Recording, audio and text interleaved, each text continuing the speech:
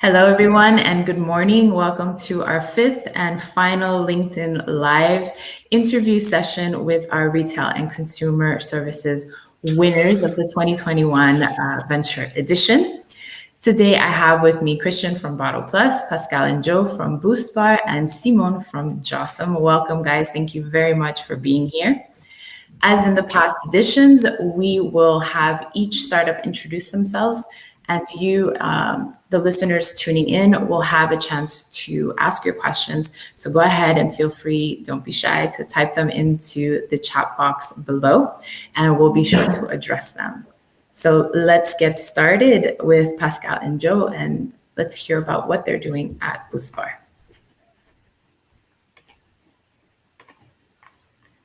Floor is all. Hi, good morning, and thanks for having us.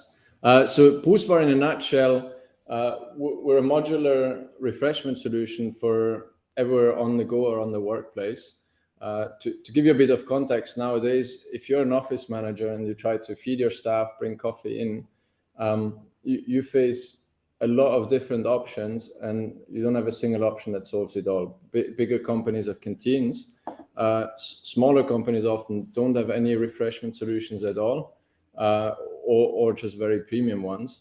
And so with Boostbar, our goal was to build a fully modular refreshment solution for the workplace, where we bring everything from meals, coffee, snacks, and drinks to companies, no matter whether they have 20 staff or 1,000, no matter whether they're blue collar or white collar.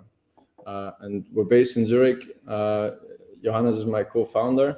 Now we're more than 10 people, growing steadily, are about to reach 100 point of sales deployed in our first year of operation, and are excited to move ahead. Wow, congratulations. That's a great accomplishment. So thank you very much for the introduction. Can you tell us a little bit about what makes Boostpart different from the other options that are available? Right now in the market, we're the only operator who's able to serve any site, no matter whether it's 20 or 1,000 people, no matter whether it's blue collar or white collar. So there's a lot of innovative solutions out there, but they usually fill one need. And the vast majority of the market, and especially in the food part, just isn't serviced because there's no option out there. And when it's serviced, it's usually a patchwork of 10, 15, sometimes 20 different suppliers for one business. Okay, so you're kind of like a one-stop shop that offers flexibility to employers. Yeah. Great. So I want to reference a LinkedIn post that I read recently by you, Pascal. It kind of left me a bit impressed because it was a day that you mentioned that you had an investor who told you, especially in times of COVID or in these times, you would be lucky if you had maybe a couple of installations over the next 6 months. And that same day you were installing, or you were making 10 installations, and you just said that you're reaching about 100 units.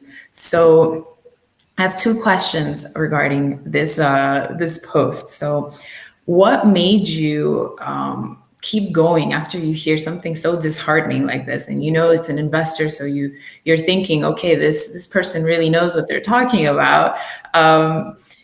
What made you just say, you know what, this person, I'm going to prove them wrong, I'm going to keep going? I mean, I should mention the investor actually invested. That's a good despite point. Thinking we do it then. And he also wasn't his concerns of COVID. Simply compare, like most other of these like smart fridge startups or startups in this space, usually the first year is a pretty slow ramp up, focus on the technology. So I understood where it came from. But as an investor, we came from the industry. So that wasn't discouraging us. I don't see COVID as an issue, quite the opposite. actually creates much more gaps in the market. We closed the round, but it was a special timing because we closed the round at a very fair valuation with 2 coffee machines out there. So I'm very thankful for the investors who followed us, because basically they invested in us. I mean, it was 4 of us at that time. Karina and Evelyn were not in the call today, and Johannes and me. They invested in us and in a PowerPoint presentation. But I'm also happy that, it's beginning of September and we're ahead of what we promised by the end of the year. Great. And then the second part of my question is, I think you kind of alluded to it, and that was, and that is how do you actually, or what do you think made this demand explode? I think you alluded more to that in terms of that COVID created more gaps in the market, but can you maybe expand on where do you think this big demand comes from? So not selling was completely self-made, and selling was self-made. So it might look like timed with COVID, but it was really the solution wasn't ready 6 months ago, or not adapted to the customer, and now it is. And the driver of demand, we have it across all segments. So we work with two type of customers. One is workplaces, so employers who want us to take care of their staff. The other one is operators, so it can be hotels, canteens, who basically use our technology to sell their own products outside opening hours. And when we look across these 2 verticals, so we've got 4 major hospitals, 4 of the biggest hospitals in the region that signed up with us. We've got a huge industrial company for bigger than 1 million contract that work with us, and we've got very small blue collar or white collar companies. So I think really the main thing was us getting the solution ready, and now we see it takes off, and there's a lot of compounding effects. We hired also a sales team of 3 people who now start to convert. And then the other thing which I'm very happy about is that 6 months ago, all our business was outbound leads, so leads that we wrote to. Now we're 7 referrals from customers or people we met. So that's what makes it take off, really and that's why we're fairly confident of the way ahead. But timing definitely. There's no better recommendation. I'm sorry, go ahead. Yeah, I mean, timing helps. I mean, if you look at kind of studies of why startups succeed or not, definitely our industry, looking back in 10 years, I think COVID will have been like an important point, putting a lot of stress on established players, forcing companies to revisit canteens. So I think we did hit the timing lottery on top of it. But really the pickup, why did it take off in June and not in March? That was us. We had no clue about selling a year ago. Our product was complete a year ago. And we didn't have any reference customers. So good. I have one question from the audience, and it says, are you a cost-effective option for employers? If so, how? Yeah. I mean, that's a rule we followed from day one when we designed the product. Is I don't want to have to do a premium sale where I say it's better but more expensive. So it's always the cheaper, better rule we say internally. So we are significantly more efficient for an employer. So if I take the comparison to smart fridges, I mean, there's companies in Switzerland, and we'll all know the names, but that have been around much longer, have a really nice product. We're able to serve food to companies at 80% lower monthly cost, and the meals also for the employees. And that's another important bit for most employees in Switzerland. Paying more than 8 or 10 francs for a meal is too much. We're able to do that. The other solutions, they cost 5 times more per month, and the offering, especially for blue collar workers, is too expensive. So we're betting on this, and then the whole product and look and feel, it is a premium sale, but I mean, doing a nice design doesn't cost more. You just have to do it once at the beginning, and then it significantly helps to sell the product. Good. Okay. Thank you very much, Pascal and Joe. Just for timing reasons, I'm not going to ask the other team or the other winners if they have any questions. I will just continue with Christian from Boostbar. So I will bring you up. Great. Thank you. So, hi, Christian. Hi, Priscilla. From Bottle Plus, by the way, not from Boostbar. Yeah. Sorry, Boostbar. It just Thank you. Apologies for that. So from Bottle Plus. So please go ahead and tell us what you guys are doing and what it is about Bottle Plus that's super innovative. Thank you, Priscilla, and thanks a lot for having us today. My name is Christian, and I'm one of the 5 co-founders of Bottle Plus, which is the name of our startup, but also the name of our product, which is a reusable water bottle to produce sparkling water anytime and anywhere. It works with a detachable adapter that includes a CO2 gas tank, which is efficient enough to produce up to 15 bottles of sparkling water while you're on the go, just by pushing the button here. Now, once this gas tank runs empty, you can simply refill it at your home refilling station, which you can place, for example, in your kitchen at home. And the special thing about our concept is that it's the first of its kind, which actually allows to enjoy fresh sparkling water wherever you are, also, for example, at remote places during a hike. And the concept follows circular economy principles, meaning that there is zero waste because we can eliminate the need to buy plastic bottles in stores. And this is an important point, what drives our team. We want to achieve an impact together, meaning lowering the plastic waste around the world. And another important point, what really motivates us or has motivated us up to now, is to see how many people out there actually love the product that we are developing.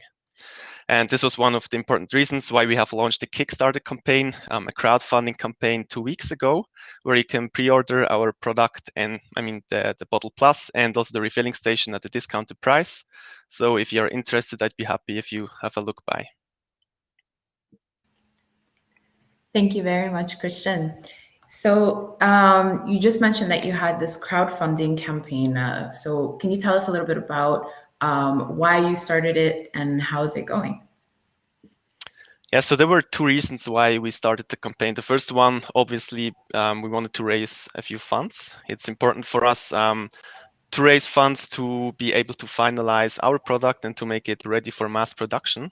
So that was the first reason, but also the second reason is because we wanted to validate the market with paying customers. We were not able to do that up to now, but it's going pretty well. We have already tracked revenue over 100,000 Swiss francs after these 2 weeks, and we're only half through the campaign now. So we are hoping to double that amount. And mentioning that we want to validate the market, that's an important point for us because we also aim to close our first financing round by the end of this year. And of course, for investors, it's very important to see that you have traction, that people like your product, and that's exactly what we want to achieve also with this crowdfunding campaign. Absolutely, absolutely. Well, congratulations. That's a great start in the first 2 weeks. So how did you come up with this idea of having sparkling water on the go? So how the idea came up, that was not very spectacular, to be honest. I'm a big sparkling water fan, and all the 4 of us are, but we all kind of missed the opportunity to produce sparkling water on the go in a sustainable way. So like the opportunity we had was just to fill up our reusable water bottles, but that wasn't just a one-time filling, and you couldn't do it on the go. And current solutions, they mostly work with such single-use cartridges, which are not sustainable and also not user-friendly, as for every bottle of sparkling water you want to produce, you need 1 such cartridge. So we just realized that there was a huge market gap out there in a very attractive market. And that's why we decided to work on that idea and to bring Bottle Plus to life. Great. Oh, it's still a good story then. And What are your primary target markets? So how do you plan to roll out your product? We plan to roll out just like, I mean, after the Kickstarter campaign, first we need to finalize everything. But once we are ready, we plan to roll out in the DACH region in a B2B2C approach. But then the goal is to quickly scale internationally. So we have also seen that in the Nordics, in the Nordic countries, sparkling water, also home carbonization devices are extremely popular. For example, Arke had a huge success up there, but they also scaled pretty quickly internationally, and that's an approach that we want to follow as well. Okay. I have a question from the audience. What is your marketing strategy to let the world know about your product? I think part of the strategy is also our crowdfunding campaign. Yeah. It's a really good marketing tool. A lot of people get to know Bottle Plus, and also a lot of corporates, they have their eyes on such campaigns. So that's a great strategy for us. And then afterwards, I'm actually not the CMO. So I'm not the guy who does the marketing. But yeah, I mean, in the end, it's a lot about just e-marketing. So that's the way we want to go. Also, while developing the product, we want to keep the marketing activities up. So yeah, just to keep the traction that we have and to keep the momentum that we have at the moment. Yeah. So you mentioned about having a sustainable way to have sparkling water on the go. Are your cartridges recyclable? We actually do not need to recycle the cartridges, as the one that we are using is just in this adapter here, so the small one. And then for the big one in the refilling station, we use the one that are already available in stores. So just like you may know from other soda makers, and they are also not, I mean, they don't recycle it, but they refill them. Yeah, you reuse Yeah, them. exactly. Yeah. Okay, great. And then are you sticking just with the sparkling water market, or do you plan to add any bells and whistles to this to Bottle Plus? Yeah, thanks for that question. It's actually part of our vision. As I have showed you, this bottle is modular. So we do not only have the option to put this sparkling water adapter onto the bottle, but our vision goes beyond. So we want to develop further adapters, for example, an adapter to infuse taste, or an adapter with a UV light to clean the bottle content. And yeah, that's also a bit of part of a circular economy principle that you that you have one product, but you can use it for different purposes. So our end goal is that really the consumer just needs our bottle for different daily activities that she or he has. Great. Yeah. So it's the one bottle. That's it. Exactly. The last one you will need. Yeah, that's great. Okay, great. Thank you, Christian. I'm going to bring up the other startups and see if they have any questions for you. I have one actually. So Christian, I was just wondering, do you have any IP on the product that you developed? Yeah, we have filed a patent early this year, and it's still in the process to being evaluated. And it takes a while, unfortunately, until we will get the final result. But yeah, I mean, we have worked together with an attorney, and he told us that things are looking pretty good, that we will actually get the patent. Good. Good. I mean, from my end, I mean, first, congrats. I was super impressed by your Kickstarter campaign. Thank you. I'll ask you on Monday how to do 50K on the first day. No, the other thing is your five co-founders, right? And we also try to be fairly flat, but when needed, I remind them who the boss is to keep things organized. How do you do this when you're 5 people? Yeah, I mean, the reason why we are 5 people at the moment is because it's not our full-time job yet, but there will soon the decision to become whether we will make it our full-time job or not. And it looks like we won't be 5 people after that decision anymore, also because we see that 5 people might be too much for an early stage startup with, you also have to pay ourselves a little bit. So we don't know yet how the team will exactly look like, but we will be for sure a team that can push the project further, but probably not with 5 people anymore. If the guy who set up the Kickstarter is leaving, we're hiring. I'll let him know. Good. Thank you guys very much.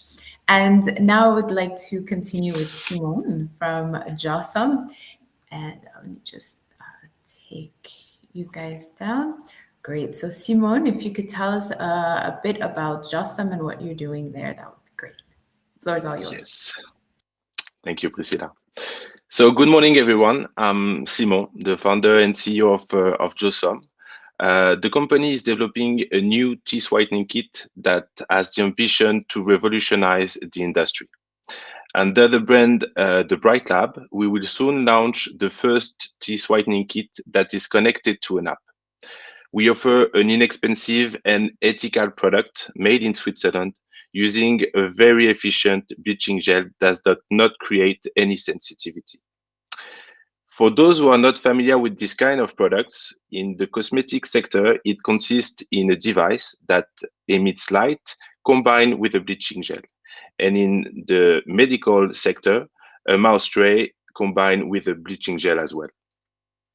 None of those existing method takes into consideration that each individual reacts differently to the same whitening treatment. The reason is that teeth color depends on genetics, as well as consumption of certain type of product, such as cigarette, wine, or tea. Our main innovation is that our technology is able to track the progress of our user. And thanks to our machine learning algorithm, we are able to set up tailor-made program for each individual. Meaning that depending on your treatment results, and also your consumption of product that has an impact on the color of your teeth, we will recommend a specific duration and a frequency of the gel application. Our objective is to coach our user to reach the level of whiteness that they want, and then help them to maintain it. In the long run, we will develop other cosmetic products, such as mouthwash, toothpaste, to fit the best our customer needs and become a real player in the oral care sector. Hey, thank you, Simon. So when is this product available? So, I mean, with the COVID situation and the crisis of electronic components, I mean, we plan to be available before the end of the year. This is really our objective, but we know that it's going to be tough. But now, I mean, we have finished our last phase of prototyping. So now we are doing a clinical trial with the Dental University of Geneva. So, I mean, the prototype works. The product is ready. Now it's, it's up to us. Yeah. So without getting into any confidential information, I don't want to put you in that spot, but what makes your teeth whitening gel different from what's on the market today? Okay, so on the market, you have the cosmetic sector, and I mean, the legislation between the cosmetic and the medical sector is completely different. So in the medical sector, they can use concentration of the bleaching agent, much higher concentration, let's say. And in the cosmetic, if we use the same as the medical sector, the concentration is like, the effect is there's no effect. So we have to find another, let's say, molecule. Okay, so the bleaching agent that we are using, we have developed the formulation ourselves, and we added some boost, and we've tasted that at the Dental University of Geneva. Okay. But the most important was really to find a composition that will, let's say, get the best effect, the best whitening effect, but also to make sure that it will not create any sensitivity, because a lot of people actually don't do any bleaching treatment at the dentist. Firstly, because it's really expensive. It's, I think the first time it's pretty much 1,000 Swiss francs. And also because they are scared to be, let's say, to be hurt. Yeah, and to because feel pain. afterwards you have to live with that sensitivity. You have a nice smile, but yeah, it's uncomfortable. Okay. Exactly. So same question that you had asked Christian before, and it's, do you have any IP protection on what you have created? So it's we are like Bottle Plus. We are with talking with an attorney. We haven't yet deposit anything.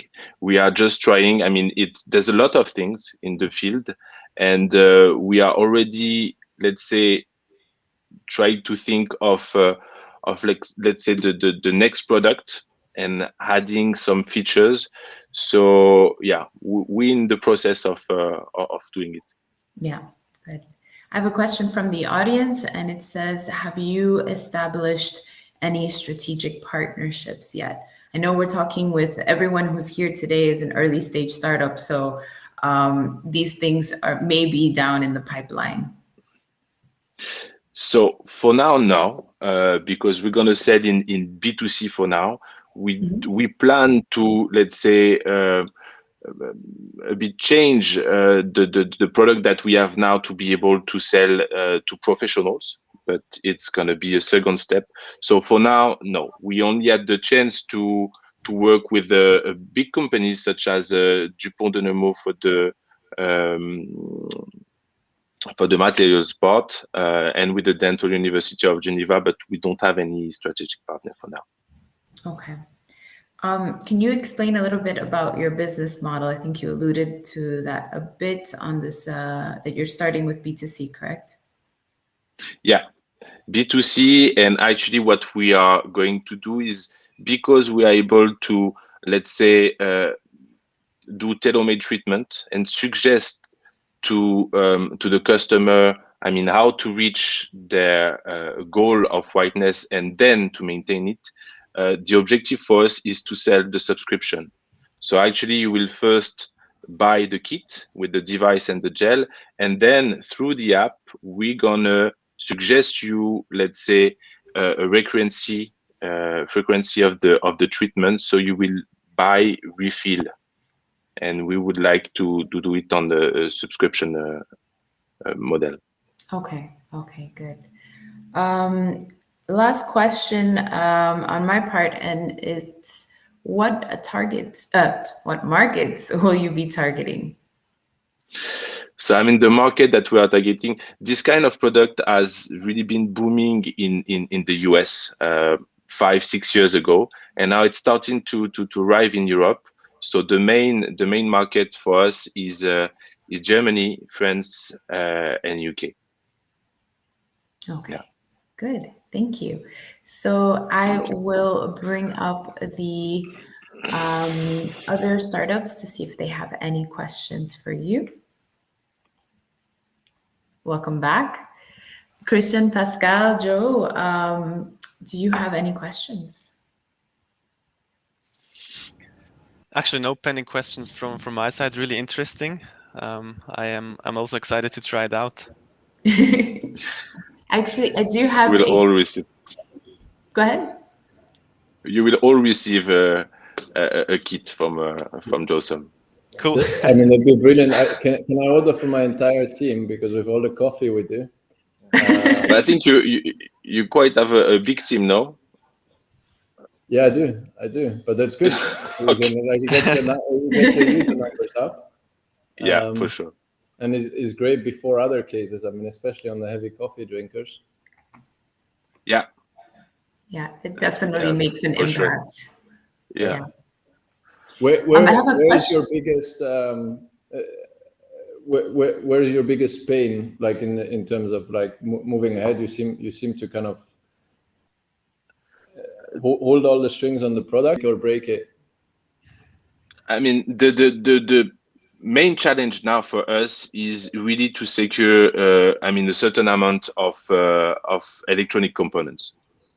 That's really the most challenging thing today. Yeah, because I mean, everything is ready. We just need to make sure that, I mean, for the first batch, we have everything that we need to produce, but we need also to make sure that, you know, in the long run, we will have enough and we will not be out of stock and then have to wait, I don't know, 6 to 8 months to produce the second batch. So it's lead time. So not the development, but basically the supply of it. Exactly. I can feel we just had to order 70 fridges because of terrible lead times. Yeah, this is complicated. But I mean, we need to find solutions. Many challenges that you have to overcome. I have one more question for you from the audience, and it says, do you think that the Swiss-made label has a strong impact on how your product will be perceived on the market? Actually, yes. I mean, for most of the cosmetic product, the Swiss-made is really important, and also, I mean, all of our competitors, they are selling, I mean, product in white label from China. So we're going to be also really different. I mean, the technology, everything has been created in Switzerland, and we are producing in Switzerland. So it has for us a major impact, and for the customer also. Yeah. Good. Thank you very much, Simon. Thank you. So I have one last question for each of you, and that is, you will be pitching on Monday, next week, at the award ceremony for the venture competition. So you will be up there in front of the CEOs of the who's who companies and corporations of Switzerland, and you will be battling it out for first, second, and third place, but as well as the grand prize winner of the venture competition. So the question is, what would it mean for you to be crowned grand prize winner? And what could you do with the 150,000 Swiss francs that you could potentially win? I will start with Pascal and Joe. Yeah, I mean, what would it mean? I remember sitting in the audience in 2011. I was a McKinsey consultant back then, and I was really impressed about all the bold, crazy guys building startups straight out of uni. And it took me 10 years in like a mind-numbing corporate career to do it myself. So it's been kind of a secret dream to participate since quite a while. So I'm just happy to go back there. Obviously means a lot, or helps a lot visibility-wise. I'll be completely transparent. I don't think there's a better lead generation event on our calendar this year than venture, like straight into all our B2B channels. In terms of what we would do with the 50 or the 150K, I mean, there's wild debates. I mean, obviously we've got financing. We're working very hard for our investors, so I don't think we will put that in our equity. Investors, the debates are between a Tesla for the boss, e-bikes for the entire team, or I recently promised my daughter that there would be a slide in the new office. So we've got a lot of good ideas how to put the money to work productively. Definitely we give to our investors because we worked hard enough. This is for the team. Yeah, absolutely. You have to keep your team motivated. Great. Thank you so much, Pascal. Christian, same question for you. Well, I mean, we would for sure be speechless. But yeah, it would be an extreme honor, and of course, I mean, it would give us a bit of extra publicity, which would be extremely helpful for our Kickstarting campaign, which will still be running until the end of September. And in regards to the prize money, I mean, I think you always need more money than you initially expect, so it will definitely help us to not run into financial problems soon. Yeah, absolutely. That's definitely a key learning that most early stage startups communicate to people thinking about starting as an entrepreneur. Is you always need more money than you initially planned. So well said. Thank you very much, Christian. And Simon, same question for you. Yeah, so I mean, it's already an honor to be part of the finalists, but that's true that winning would be amazing. And about the money, we will be really helpful to grow the team and continue our development. And yeah, it's always nice to have also validation from skilled people, you know, that compose the jury. Yeah, absolutely. Thank you very much. So for those of you tuning in, we will be celebrating our award ceremony on September 13th at ETH Zurich at 6:30 p.m. That's next Monday. So please RSVP to come and support our startups and celebrate with them and see how they rank. The RSVP is free. So, and it's a COVID, I don't like the name COVID friendly. Like you need it's a COVID safe space, so to say. So we highly encourage you to come and support the startups that will be crowned the most innovative startups of Switzerland. So guys, thank you very, very, very much for dedicating your morning to us and telling us a little bit more about what you do. And I wish you the best of luck on Monday. Thanks a lot. Thank you very much. Thank you. Bye-bye. Bye-bye. Bye-bye. Bye, everyone.